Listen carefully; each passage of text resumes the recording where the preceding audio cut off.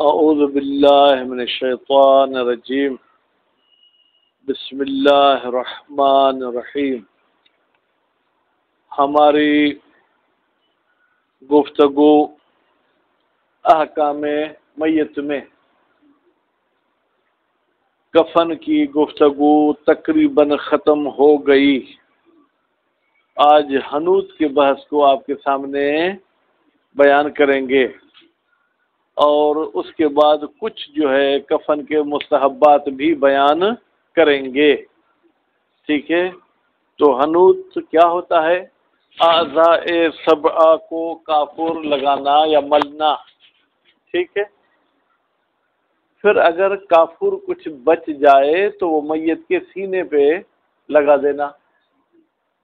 سینہ تو اعضاء سجدہ میں سے نہیں ہے، قدر ممکن ہے کہ سجدہ شکر کے وقت سینہ بھی زمین پہ لگتا ہو، اور جس کا پیٹ چھوٹا ہو اس کا تو لگ سکتا ہے، جس کا پیٹ ہماری طرح اس کا تو سینہ نہیں لگ سکتا۔ اس کے بعد پھر کفن کے کچھ مستحبات و مکروہات سناتے ہیں۔ فرماتے ہیں کہ اگر کفن کو کاٹنے کی ضرورت پڑے تو اس کو جو کیا ہے لوہے کے ساتھ نہ کاٹا جائے، بلکہ کسی شیشے کے ساتھ یا کسی پتھر وغیرہ کے ساتھ کاٹا جائے۔ اگر کفن کو سینے کی ضرورت پڑ رہی ہو، مثلا اس کی چوڑائی کم ہے، آپ چادر کے لیے اس کو ڈبل کرنا چاہتے ہیں تو پھر سلائی کے لیے بھی خارجی دھاگا استعمال نہیں کرنا چاہیے، بلکہ کفن سے ہی دھاگا نکالیں، اس کے ساتھ جو ہے کیا ہے وہ سیئیں۔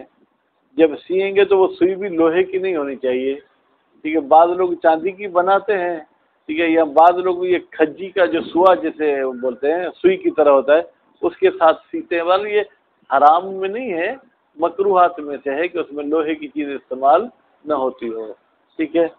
اس کے بعد پھر فرماتے ہیں کہ کفن کی جو ہے جناب اگر آپ دھاگے کو گیلا بھی کرنا چاہتے ہیں تو اپنے آپ دہان جسے تھوک بولتے ہیں اس کے ساتھ اسے گیلا نہیں کرنا چاہیے، ٹھیک۔ اس کے بعد پھر فرماتے ہیں کہ اگر کفن پہنانے والا بھی وہی ہے جس نے غسل دیا ہے تو بہتر ہے کہ وہ پہلے اپنا غسل مس میت کر کے آئے پھر آ کے کفن پہنائے۔ واجب نہیں ہے، ٹھیک ہے، لیکن بہتر ہے کہ یہ ایسا کریں۔ بسم اللہ الرحمن الرحیم۔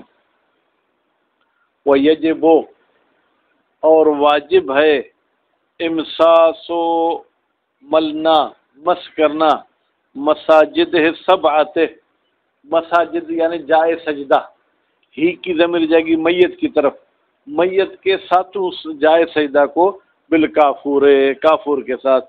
وَأَقَلُّهُ کم از کم کتنا کافور ہونا چاہیے؟ فرماتے مسمہ ہو، جس کو آپ کافور کا نام دے سکیں۔ اللہ مسمہ مسمہ کی ضمیر جائے گی بیٹا مساجد کی طرف۔ بھائی پیشانی پر کتنا کافور، کتنی مقدار میں چوڑائی ہونی چاہیے؟ گھٹنے اور ہتھیلی کی کتنی مقدار؟ بولتے ہیں جس پر ہتھیلی کا نام صدق آئے کہ ہتھیلی پہ کافور لگا، ہتھیلی کا بھی نام صدق آنا چاہیے، کافور کا بھی نام صدق آنا چاہیے۔ پیشانی، نسیم آپ کہاں گئے؟ توجہ یہاں ہو اور کہیں نہ ہو۔ پیشانی پر بھی جو ہے کیا ہے اتنا کافور ملیں کہ کافور کا نام صدق کرے اور پیشانی کا بھی نام صدق کرے۔ کوئی چوڑائی میں یہ وہ کوئی خاص شرط نہیں، جیسے سجدے میں شرط ہے کہ آپ کی پیشانی کم از کم اس انگوٹھے کے نشان جتنی سجدے گاہ پہ لگے، کافور میں اتنی بھی شرط نہیں ہے، بلکہ مسمى کافور اور مسمى مساجد۔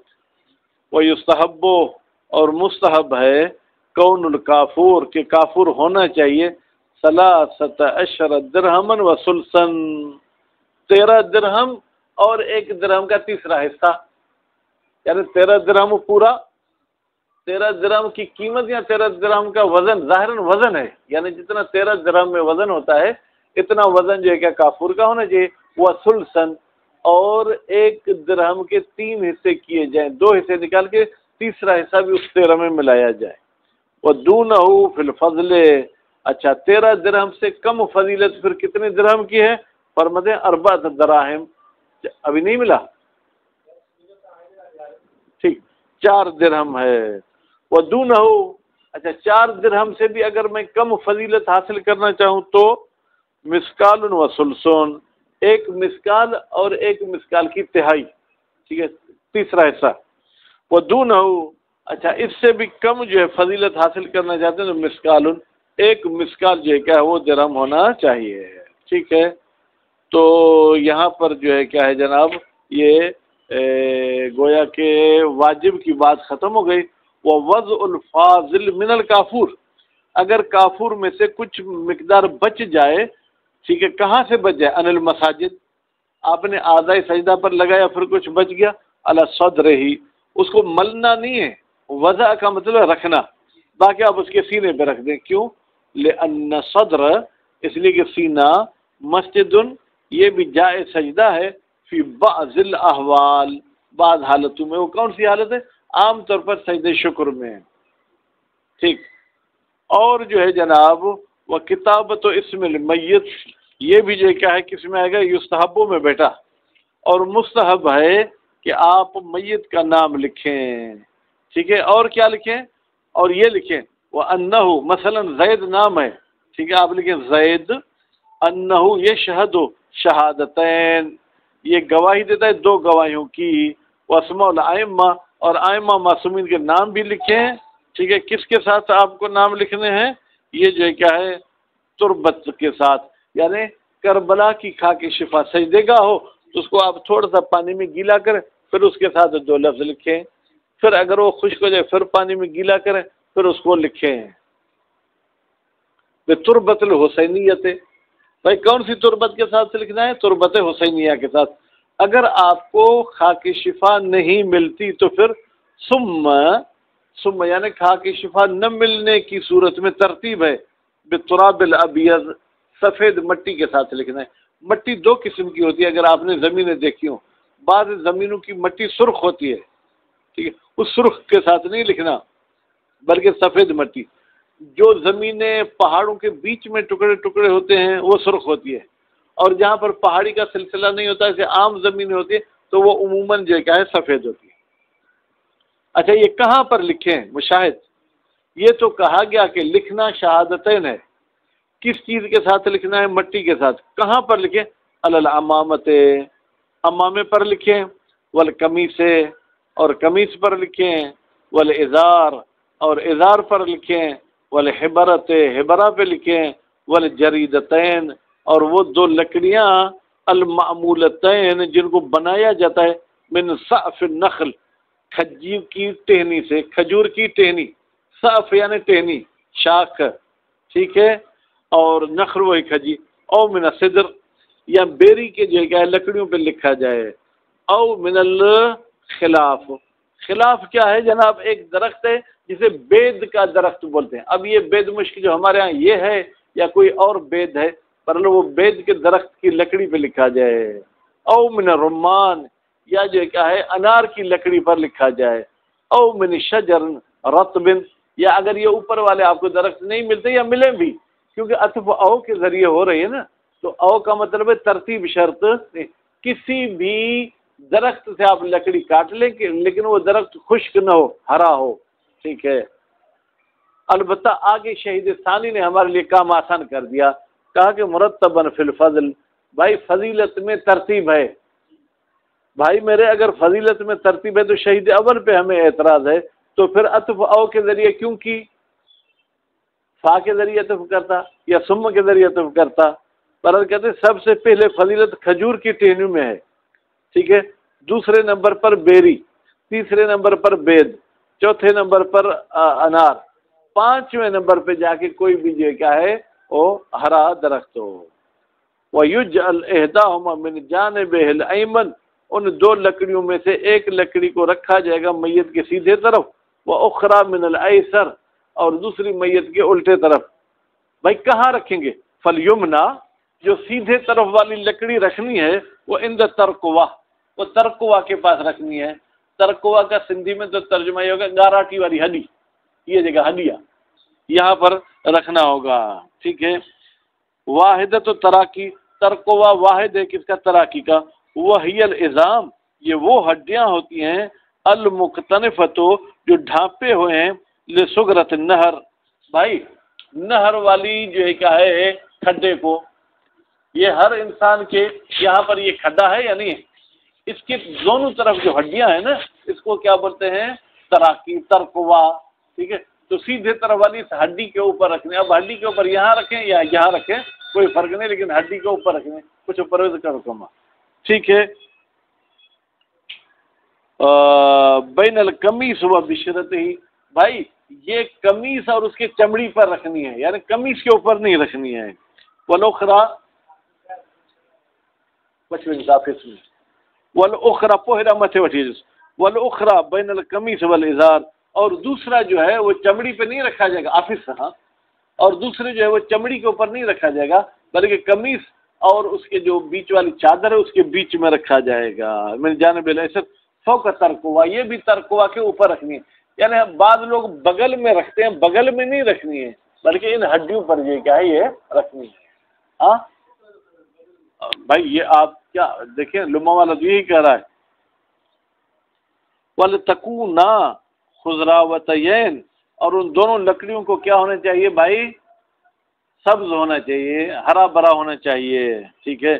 لِيَسْتَدْفِئَ عَنْهُ، تاکہ دور ہو سکے انہو میت سے، بہما ان لکڑیوں کے واسطے، العذاب، عذاب، مادامتا کذالک، جب تک یہ گیلی ہیں، جس تک یہ آلیوں ہیں تب تک میت پہ عذاب نہیں ہوگا۔ والمشہور، اچھا ان کی لمبائی کتنی ہونی چاہیے جناب نسیم صاحب؟ والمشہور ان قدر کل واحدۃ طول عظم ذراع المیت، بھائی ان کی لمبائی میت کی ذراع جتنی ہونی چاہیے، میت کا کوہنی سے لے کے انگلی کے سرے تک کتنی لمبائی؟ 20 انچ ہے تو 20 انچ کی ہونی چاہیے، 18 انچ ہے تو 18 انچ کی ہونی چاہیے۔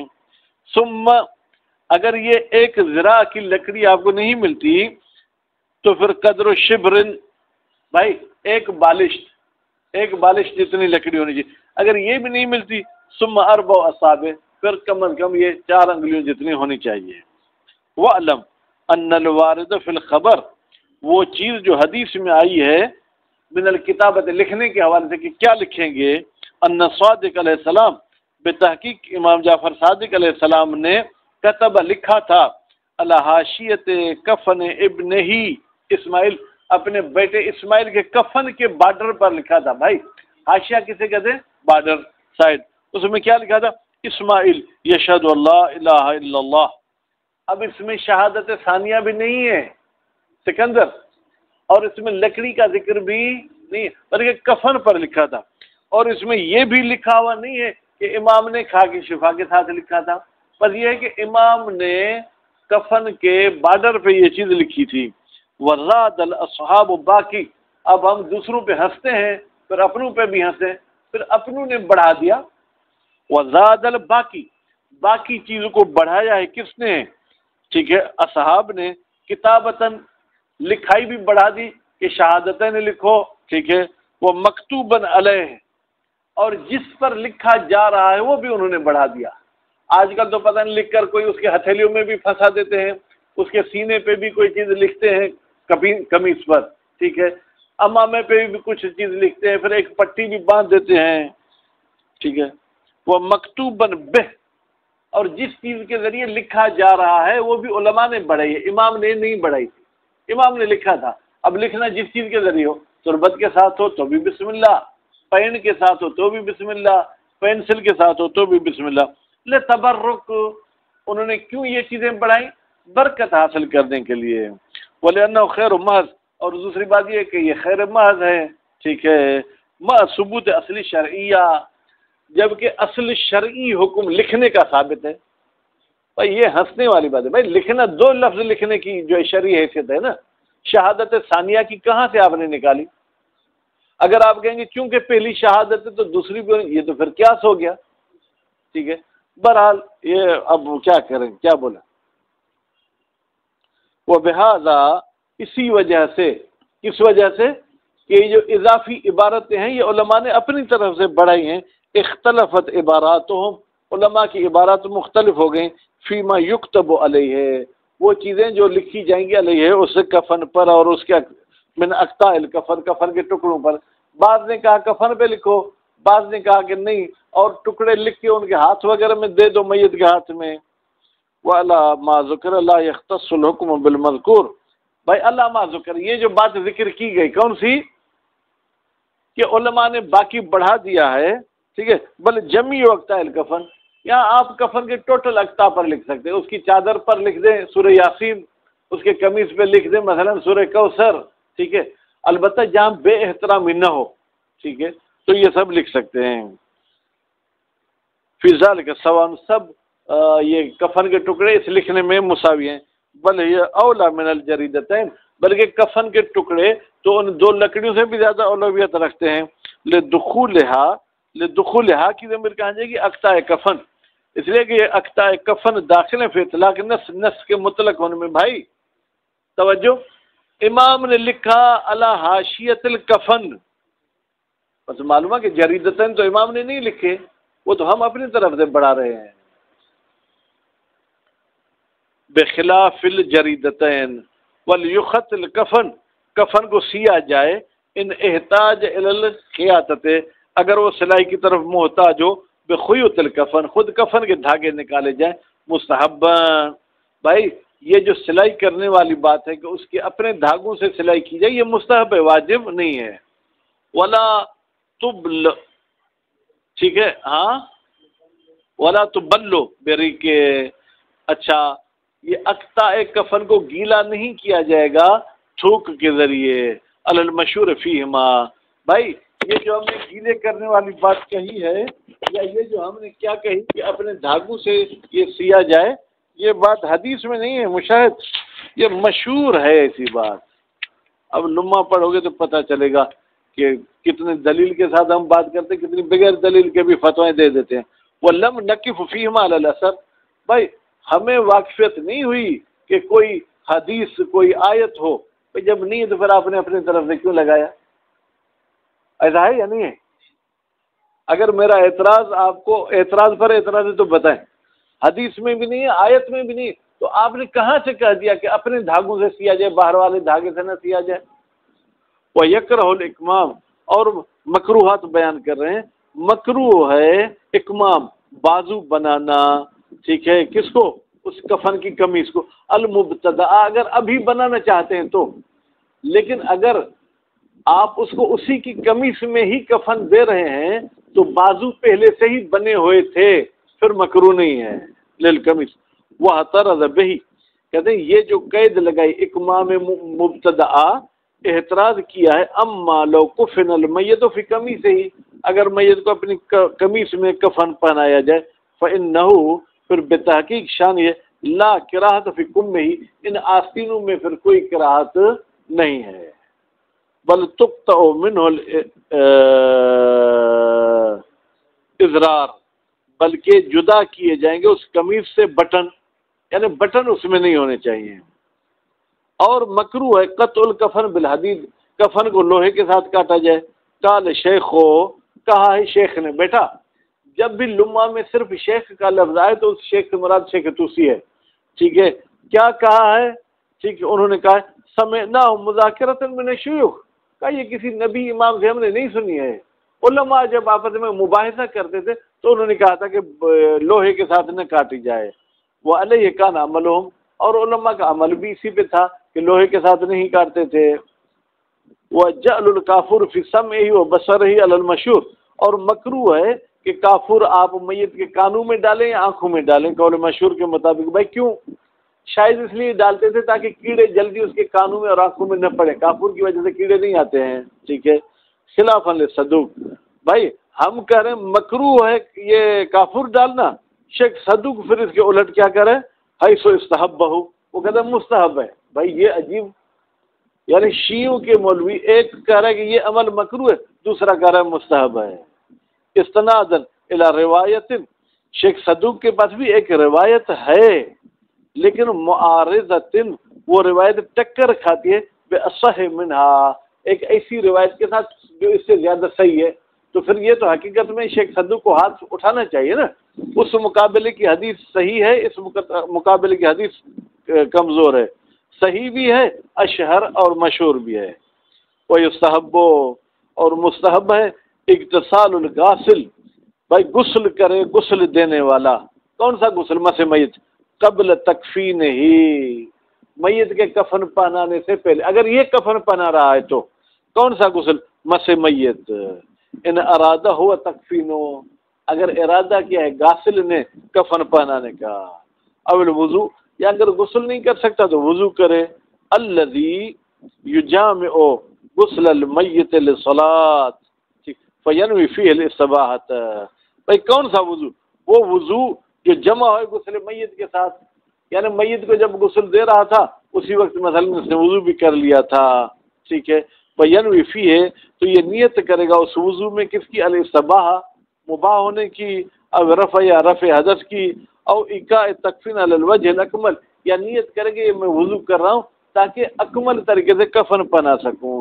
فإنہ، بالتحقیق کہ یہ کامل کفن پہنانا، من جملۃ الغایات، یہ ان مقاصد میں سے ایک مقصد ہے، المتوقفۃ علی الطہارۃ، جو کھڑا ہے کس پر؟ طہارت پر۔